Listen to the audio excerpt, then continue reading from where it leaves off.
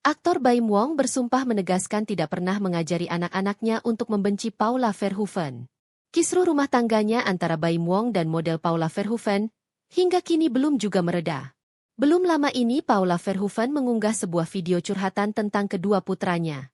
Video curhatan Paula Verhoeven itu lantas mendapatkan reaksi tegas dari Baim Wong. Bahkan, bintang film filosofi kopi itu sampai bersumpah menegaskan dirinya tidak pernah mengajari anak-anaknya untuk membenci Paula Verhoeven. Ini video saya keluarin buat membela saya di situ aja, kata Baim Wong dikutip dari YouTube hypekompas.com, Rabu, 12 Maret 2025. Saya tidak pernah mengajarkan anak-anak saya untuk membenci ibunya, tegas Baim. Kata-kata itu diucapkan Baim Wong sembari bersumpah atas nama kedua orang tuanya.